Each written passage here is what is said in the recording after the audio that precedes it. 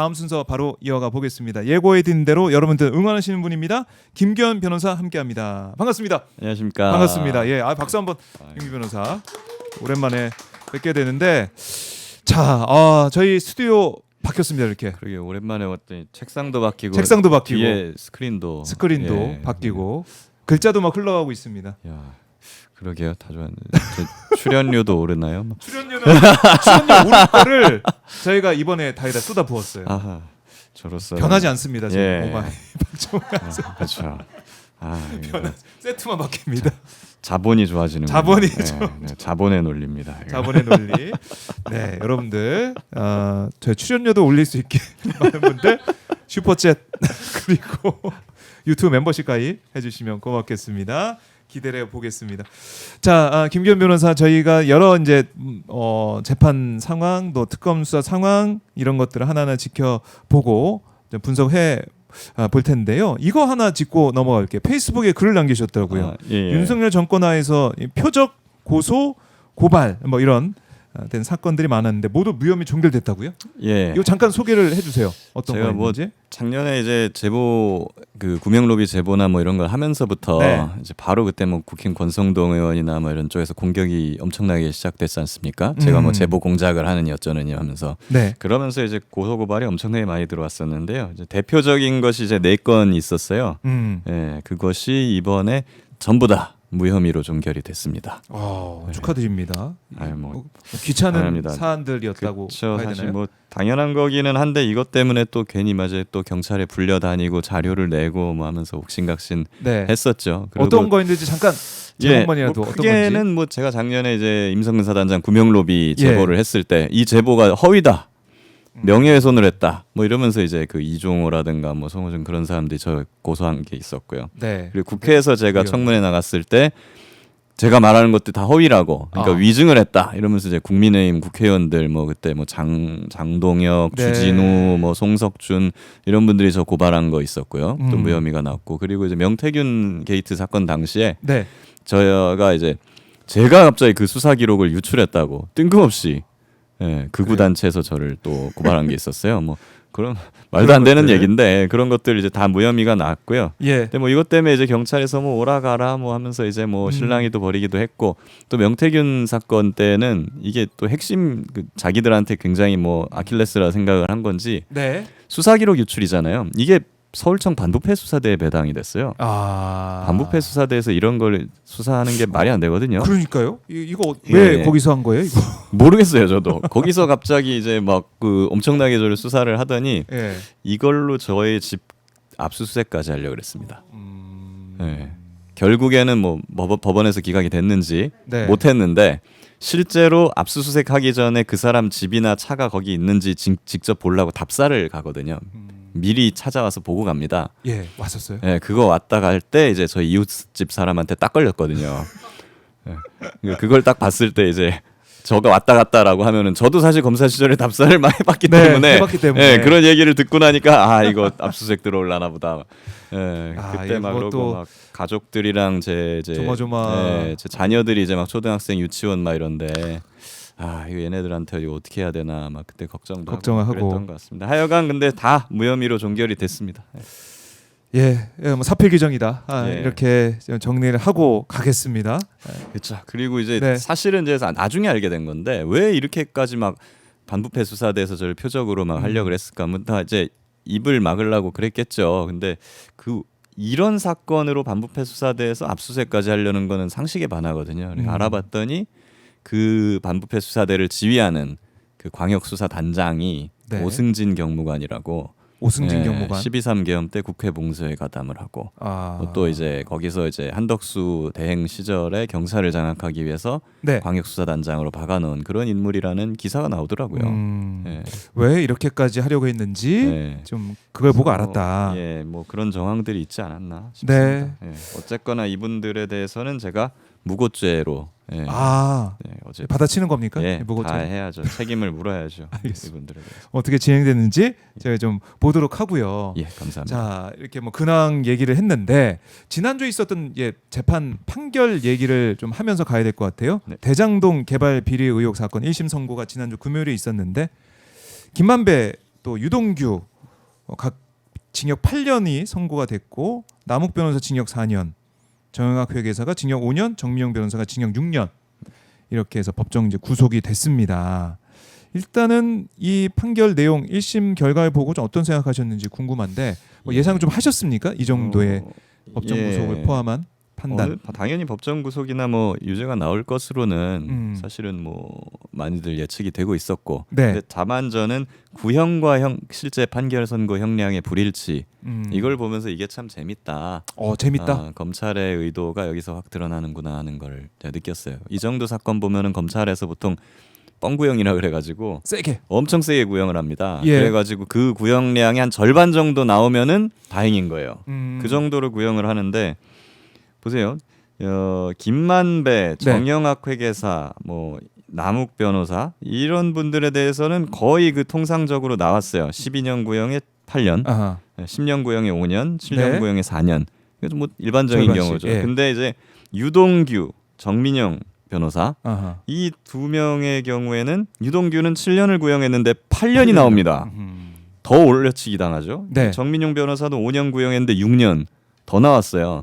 이 얘기는 뭐냐면 유동규, 정민용 이분들이 검찰에 엄청나게 협조를 많이 한 사람들이구나. 검찰이 원하는 대로 그냥 진술을 다 해준 사람들이 이 사람들이구나. 그래서 구형을 약하게 해서 그렇죠. 거기에 절반이면 뭐 3년, 4년 정도 나올 수 있는데 그렇죠. 그렇게 좀 편의를 봐준 게 아니냐. 그렇게 볼 수밖에 없죠. 근데 이제 법원이 딱 봤을 때는 뭐지 이거? 뭐지 이거? 왜 이 사람들이 이렇게밖에 구형을 안 하지? 이렇게 해서는 안 돼라고 네. 하면서 이제 정상적으로 올려서 판결을 선고를 한 것이다. 이렇게 보여집니다.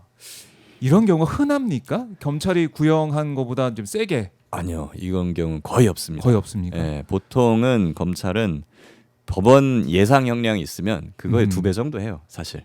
근데 뭐 어느 정도 요즘에는 2배까지는 아니고 한 1.5배 정도로 뭐 내려와서 하는 경우도 있는데 네. 어찌 되었거나 구형보다 선고가 더 높게 나는 경우는 진짜 드뭅니다. 그러면은 재판 과정에서 재판부가 봤을 때도 이거 구형 예, 이건 말도 안 돼. 그렇죠. 이런 생각해서 예, 그렇게 8년으로 한 갔다. 것이죠. 예. 그렇네. 그러면 유동규의 진술 뭐 등등 해가지고 이게 과연 신빙성이 있는 것이냐 이런 의심을 살 수밖에 없는 상황이다. 그렇죠. 볼 수 있습니까? 단적으로 보면은 지금 남욱 예. 변호사만 해도 뭐 돈이 이재명한테 간 걸로 알고 있다 막 이런 식으로 이제 막 진술을 해 오다가 예. 결국 다 바뀌어서 그거 사실은 다 검찰에서 다 들은 거고 사실은 뭐 내가 뭐 돈 가져가고 막 이런 거는 거의 본 적이 없다 이런 식으로 네. 말을 바꾸고 있지 않습니까? 뭐 그게 사실인 거죠. 그리고 이제 이번 법원 판결에서 단적으로 이제 우리가 볼 수 있는 것이 유동규 씨는 자기가 뇌물을 받은 것이 남욱이나 이런 사람들한테서 뇌물 받은 게 다 이재명 주려고 그런 거다. 그래서 자기가 돈 받은 거를 뭐 김용, 정진상 같은 자기 이제 상급자들한테 다 갖다 네. 줬다 이렇게 말을 해왔거든요. 근데 그게 이번 판결에서 말도 안 되는 소리 하지 마라. 그 네가 다 썼잖아. 예. 돈 받아갖고 유동규가 다 소비한 것이 확인이 됐고 그 윗선으로 갔다는 어떤 그런 정황은 없다. 네. 이런 것들이 이제 확인이 됐습니다. 법원에서 그렇게 얘기를 해요. 법원에 그렇게 판단을 했다.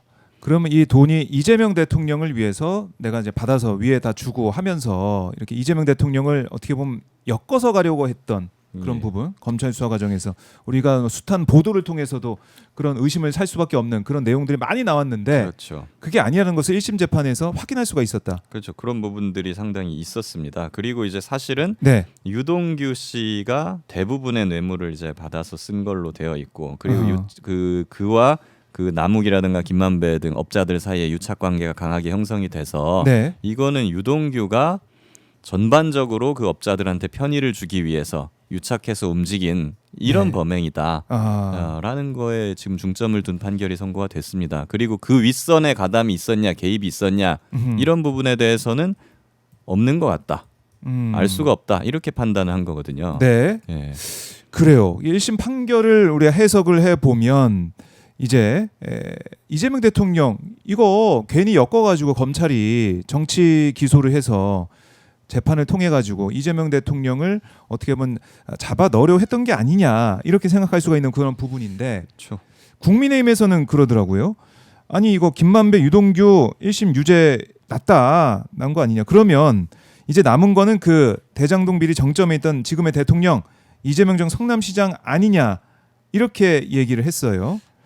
그러니까 그런 것 같아요. 그러니까 이 재판부에서 그러니까 수뇌부 성남시 이제 수뇌부와 뭐 연결돼 있는 그런 부분들 이걸 좀 언급하니까 그러면은 이재명 대통령이 연결돼 있는 거 아니야 이런 생각 국민의힘에서 하는 것 같은데 이런 주장은 어떻게 그 보십니까? 판결을 잘 봐야 될 것 같아요. 네. 이번 판결에서 그 재판장이 얘기한 걸 보면은 이런 말을 합니다. 당시 성남시장은 유동규 등과 민간업자의 유착 관계가 어느 정도 형성됐는지 모르는 상황에서 자유롭게 수용 방식을 선택할 수 있었다라고 했거든요. 네. 무슨 뜻이냐면 이재명 시장이 사업 구조의 구체적인 내용까지 인지하고 있던 정황이 없다. 라는 뜻입니다. 그러니까 배임죄는 인정이 되는데 네. 배임죄는 누가 저지른 거냐? 유동규가 저지른 거다라는 거거든요. 그리고 그 밑에서 배임죄를 막 저지르고 있었던 정황을 네. 당시 성남시장, 그러니까 이재명 시장 등 뭐 이런 지휘부가 알고 있었냐? 그런 정황은 없다. 네. 배임죄에 대해서 이런 거거든요. 그 그러니까 부분에 대해서는 그렇죠. 그러니까 물론 이제 부하 직원이 배임죄를 저질렀다고 해서 네. 그럼 사장이 다 책임을 지느냐? 물론 뭐 도의적인 책임이나 이런 건 질 수도 있겠습니다만 법적인 책임을 지느냐? 그건 전혀 아니잖아요. 네, 그걸로 하니까 이제 보수 언론이나 이런 데서는 국민의힘이나 여기서는 네. 자 봐라 부하 직원 배임죄 나왔으니까 수뇌부가 네, 시장이 사장도 책임져라. 배임죄다 책임져라 이러고 있는데 저는 1심에서 이 정도의 판단이 나온 걸 보면은 네. 지금 처음에 검찰은 이제 이재명 표적 수사를 벌이면서 뇌물죄로 엮으려고 그랬죠. 네, 유동규한테 받은 돈이 다 결국 이재명한테 간 거 아니냐. 엮으려고 했는데 증거가 안 나와요. 증거가 안 나요. 아무것도 없어. 음. 그러니까 결국 뇌물죄로 못하고 배임죄로 기소를 했단 말입니다. 성남 시민들이 이제 피해를 본 그렇죠. 이런 상황. 그러니까 뭐 이런 업자들한테 예, 특혜를 줘가지고 주면서 예, 성남시가 피해를 입었다라는 배임죄로 이렇게 기소를 한 것인데 네. 그러면 배임죄는 유동규가 저질렀단 말이에요. 그럼 유동규가 배임죄 저지르는 거를 도와주거나 뭐 알고도 묵인해야지 성남시장도 책임을 지는 거 아니겠습니까? 근데 그런 정황 없대잖아요 지금.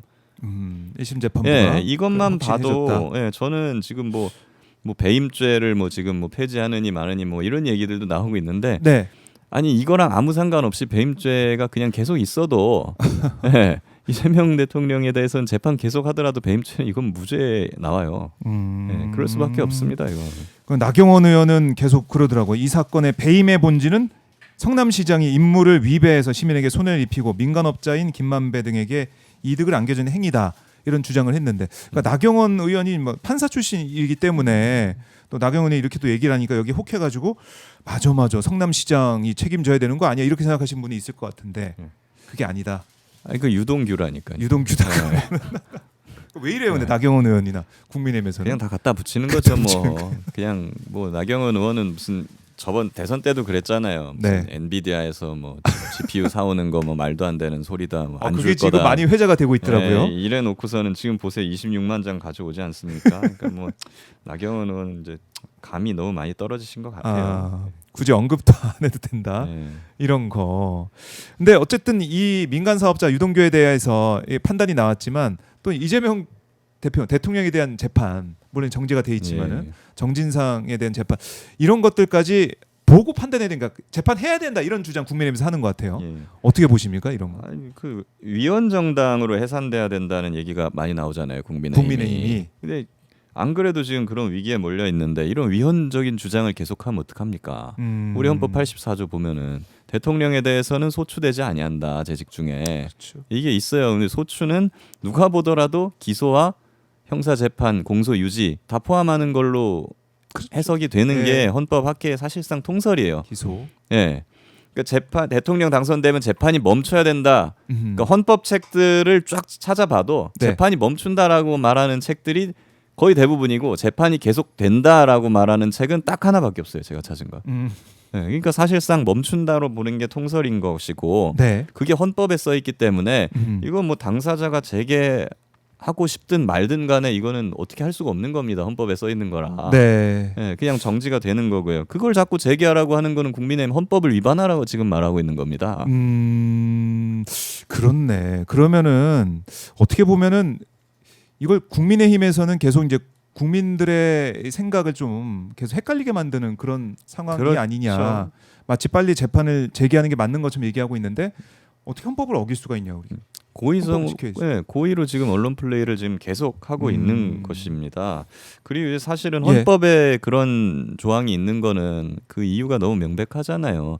대통령이 됐으면 국정에 전념을 해야지. 그렇죠. 예, 재판 재판장- 받는다고 막 이렇게 막 재판에 왔다 갔다 하면서 그럼 국정에 전념을 못 하고 그럼 국민들한테 손해가 되는 거거든요. 그러니까 그 대통령일 땐 국정에 전념을 하고 아하. 이게 또 면책을 시켜주는 게 아닙니다. 예. 대통령직에서 이제 퇴임하고 나면은 다시 재판이 시작이 돼요. 예, 그 이후에 재판은 받아라 네. 라는 것이기 때문에 이거를 뭐 지금 자꾸 정쟁으로 몰아가는 거는 계속해서 그 예, 얘기를 하는 것은 좀 말도 안 되는 얘기를 왜 말도 하고 안 되는 있느냐. 것이고 그리고 만약에 네. 법원이 설령 이걸 재판을 재개한다고 하면 아하. 그것은 헌법을 위반하는 것이거든요. 그렇기 그렇죠. 때문에 해당 판사는 예. 그럴 판사는 없을 거라 봅니다만 혹시 재판을 재개하는 판사가 나오면 탄핵 사유입니다. 그거는 예, 그것도 인용 사유입니다. 헌법을 정면으로 위반한 정면으로 것이기 위반한 때문에 것이니까. 명백하잖아요. 그렇네요. 이게 국민의힘 이제 주장 이런 것들이 이제 거의 뭐 민주당의 주장과 같은 사이즈로 보도가 되다 보니까 뭐가 옳고 뭐가 그르고 뭐가 말이 되고 뭐가 말이 안 되는지 그걸 보고 가야 되는데 그게 안 되다 보니까 맞아 그럼 재판 하면 되는 거 아니야 이런 생각하시는 분이 있는데 그게 아니다. 그렇죠. 다시 한번 정리를 합니다. 그리고 이제 보수일수록 법치주의 이런 걸 예. 강조하는데요. 국민의힘 맨날 입만 열면 법치주의 하잖아요. 그렇죠. 예, 그럼 헌법을 지켜야죠. 헌법을 지켜야 된다. 예. 알겠습니다. 그러면은 이제 헌법 얘기가 나왔으니 국민의힘 얘기 나왔으니 이거 잠깐 짚고 넘어가면 추경호 전 원내대표가 조사받으러 가가지고 뭐 이제 조서도 10시간 넘게 들여다보면서 거의 만 하루 있다가 나왔더라고요. 23시간 넘게 있다가 나왔습니다. 이게 어떤 의미가 있습니까? 일단 조사 시간이 상당히 고강도로 진행된 것 같다라는 생각이 추경호 전 들고. 원내대표. 근데 대부분 보면은 예. 제대로 진술을 안 하거나 입을 닫아버리면 저렇게 오래 가진 않거든요.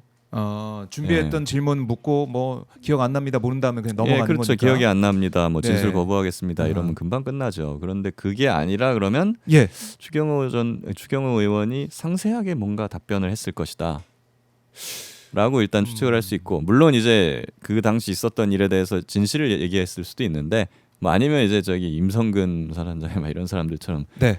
괴상한 궤변 논리로 이제 궤변으로. 막 적극적으로 반박하느라 시간이 오래 걸렸을 수도 있긴 하겠습니다만 아하. 예. 오래 어찌 걸렸다. 되었던 간에 굉장히 많은 진술을 한 것은 맞다. 예. 예. 그렇게 우리가 오래 살펴볼 수 있을 얘기를 것 같아요. 했고 조서 확인도 좀 오래 한 예, 예. 셈이고 오래 얘기했으니까 또 보는 시간도 길었던 거 그랬겠죠. 아니냐? 그리고 이제 조서하기는 보통 법조인 출신들이 굉장히 길게 하는 편이긴 한데 뭐 법조인은 아니니까 예. 이례적이긴 합니다만은 이런 의심도 할 수 있어요. 조서를 외워서 나가려고 한 거 아닌가? 외워서. 네, 외워서 나가서 그럼 왜 외워 나가겠어요? 누군가한테 전달하려고 그랬겠죠. 예, 뭐, 누구한테 전달했을까? 예, 그러게요. 그런 그날 거 보면 내란의 밤 때 통화했던 사람들한테 좀 얘기하려고 그랬나? 그랬을 수 있겠죠. 그럼 이제 좀 이건 이제 사법 방해에 해당될 수도 있고 외워서 이건 막 이제 전달하고 그러면 안 그렇죠. 되니까. 이건 구속 사유에도 해당될 수 있습니다. 그래요. 그러면 추경호 전 원내대표 아마 신병 처리에 대해서 그러니까 에이펙 기간이었기 때문에 아마 내란 특검이나 3특검이 조금 쉬어가는 느낌도 있었는데 어떻습니까? 추경호 전 원내대표 신병 처리? 뭐 구체적인 이제 수사 결과를 좀 봐야 될 것 같긴 한데요. 네. 예, 지금 장시간 조사가 이루어졌고 그리고 추경호 의원도 굉장히 조사 확인 기간이 길었다라는 건 본인 쫄리는 게 있다라는 네. 것이기 때문에 일단 외부적으로 보이는 정황만으로 보면 이건 구속영장 청구 수순으로 가고는 있는 것 같습니다. 그래요. 박영님께서 내란당 얘기 왜 하냐 이렇게 하셨는데 그래요. 뭐 적을 알아야죠. 네, 적도 알고 이제 어떻게 되는지 흐름을 좀 알기 위해서 제가 여쭤봤습니다, 박영님. 네, 고맙습니다. 의견 감사드립니다. 자, 이제 국민의힘은 거의 뭐 이 정당 해산 쪽으로 가는 거 아니냐 이런 많은 분들의 예측도 좀 있는 것 같고, 자 이게 사법개혁 얘기도 좀 나오고 있는 상황이고 또 검찰개혁 1년 안에 어떻게 될지 좀 지켜보고 있는 상황인데 일단은 이제 내란 특검 얘기 나왔으니까. 특검 관련해서 이제 재판에 나오기 시작한 윤석열의 모습을 보니 이 뭐 재판에 나와서 발끈하더라고요. 김건희 호칭에 여사를 붙여야 된다 이런 얘기를 하더라고요. 이 특검에서 당시 영부인이던 김건희가라고 얘기하니까 윤석열이 김건희가 뭡니까? 여사를 붙이든지 하면 되지 이렇게 말하는 모습. 이것도 참 이례적으로 느껴지더라고요. 누가 더 위에 있었는지를 단적으로 보여주는 장면이 아닌가 저는 우리 생각을 합니다. 보스가 그렇죠. V제로를 어떻게 감히 이름을 불러? 이렇게? 제가 어디 회사원인데 어디 가가지고 막 우리 사장 이름을 막 홍길동이 막 이렇게 부르면 예, 기분 나쁘잖아요. 홍길동 사장님이라고 불러야죠. 네. 이렇게 하듯이 예, 단적으로 이제 발끈하는 걸 보면 누가 대통령이었는지 예, 알만한 우리 각하 예, 김건희 각하를 감히 그렇죠. 예? 그런 생각이 참 여기서 갑자기 발끈한 모습에 놀랐고 그다음에 이제 재판에 오늘도 이제 재판이 예정돼 있는데 오늘 나온다는 얘기가 있는 거 아니겠습니까? 곽종훈 전 사령관이 나오다 보니까 또 나온다 이런 얘기가 있는데 재판에 나오기 시작했습니다. 좀 어떤 변화가 있는 겁니까? 이제 구속영장 만기가 다가오고 있거든요. 네. 예, 그리고 이제 선고를 한다. 그때 지기현 판사가 뭐 12월 안에는 끝내겠다라고 말을 하기도 했거든요. 근데 네. 이제 재판이 거의 막바지로 가고 있고 그 좀 있으면은 이제 구속 만기가 다가오기 때문에 그럼 이제 새로 구속영장을 발부할 것인지 말 것인지 예, 이런 기간이 다가옵니다. 네. 그냥 본인이 쫄려서 그런 것 같아요.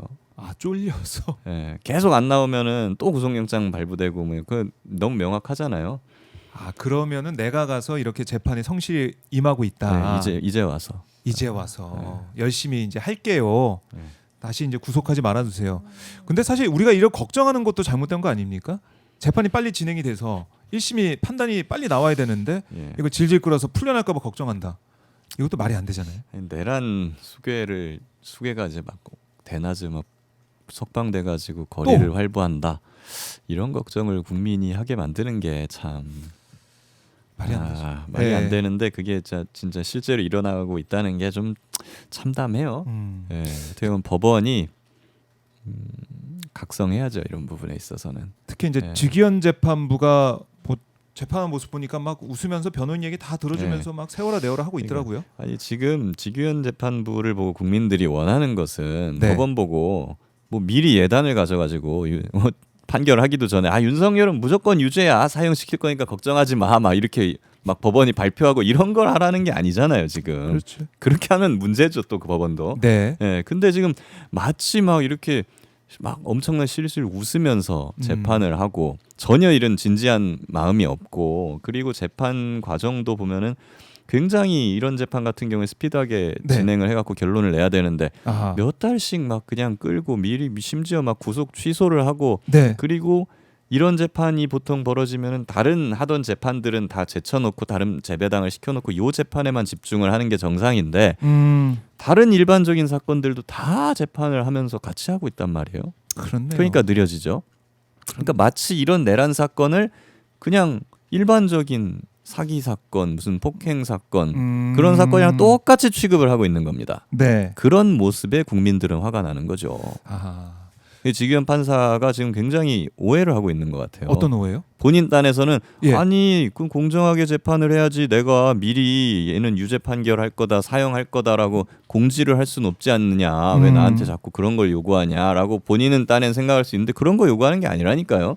재판 진지하게 하고 네, 중대한 사건은 중대하게 취급을 하고 아하. 그냥 그렇게 본연의 어떤 법원으로서 모습을 보이라는 것이지. 근데 지금 굉장히 착각을 하고 있는 것 같아요. 그러니까요. 그러니까 결국 이제 풀어줄 결심을 또 하고 있는 게 아니냐 이런 생각도 드는데, 그러니까 이게 비교가 되는 게 한덕수 재판 아닙니까? 그렇죠. 한덕수 내란 사건 재판부 심리에 속도를 내고 있어서 이번 달 종결을 목표로 하고 있다 이렇게 지금 전해지고 있는데 이거 너무 비교가 되잖아요. 이게 지금 법원에 어떻게 보면은 예. 예, 국민들이 원하던 법원의 어떤 상을 이진관 판사가 보여주고 있는 것 같아요. 이진관 판사가 무슨 뭐 아주 훌륭하게 잘한다라기보다는 직위원, 조희대 이런 사람들만 보다가 네. 예, 정상적인 사람을 정상적인 보니까 굉장히 모습. 잘하는 것처럼 보여지는 거거든요. 근데 사실 이게 정상이고 원래 이렇게 가야 되는 거죠. 속도를 내고 빠르게 판단을 내리는 것도 중요한데 이진관 판사와 직위원 판사는 다른 모습을 보여주고 있다. 그렇게 하라는 겁니다. 국민들은. 예, 다른 재판부도 이진관만큼만 해라 좀. 아하. 예. 그러니까요. 이진관만큼만 하면은 칭찬받을 수 있는 그런 상황인데 직위원 재판부 또 이제 조희대 대법원장이 국감원 과정에서 보였던 모습들 그리고 이제 대선 개입 의혹에 대해서 이제 기록도 이제 종이 기록으로 봐야 되는 것들이 왜 물증도 보여주지 않고 객관적으로 증명하지 않고 있느냐. 그러니까 대선 개입 의혹만 불거져 있는, 더 짙어지고 있는 사법부에 대한 불신이 계속 커질 수밖에 없는 상황인 것 같아요. 그렇습니다. 네. 사법부에 대해서는 사실 국민들이 지금까지 크게 신경을 안 쓰고 지내왔습니다. 네. 그리고 그 견제나 뭐 감시의 필요성도 많이 상대적으로 국회나 정부에 비해서 불거지지 않았어요. 그 이유는 사법부가 지금까지 그렇게 크게 사고를 쳐온 적이 없었기 때문입니다. 어떻게 잘했다기보다는 사고 예, 눈에 띄는 사고가 없었다. 그렇죠. 뭐 그렇게 뭐 국민 뜻에 거스르는 일을 해오지 않았거든요. 근데 이번에 조희대 대법원장이 한 일을 보면서 국민들의 사법부 불신이 거의 극에 달해 있고, 근데 사법부는 보면은 분쟁을 해결하는 최후의 수단이란 말이죠. 네. 국회나 정부는 국민들이 원하면 선거나 이런 걸 통해서 갈아치울 수가 있어요. 사법부는 그게 안 된단 말입니다.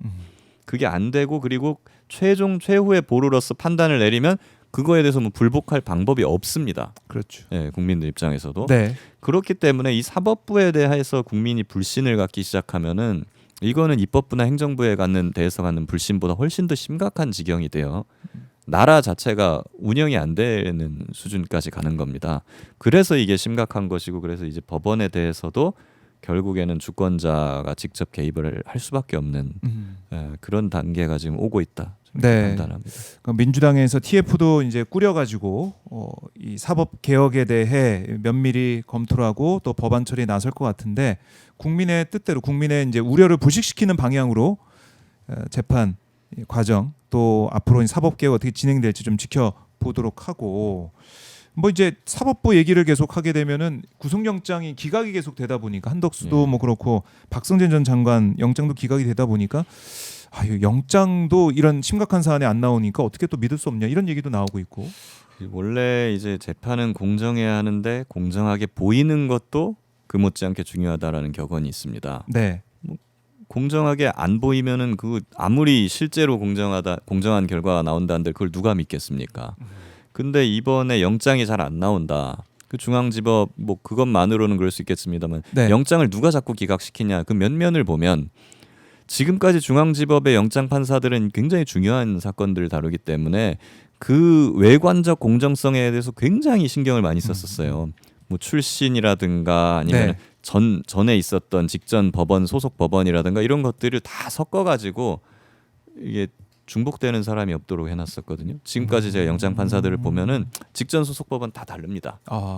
재판부도 다 다르고요. 예. 근데 이번에만 유독 수원지법에서 올라온 3명을 올라오자마자 한 번에 영장재판부에 박아버렸어요.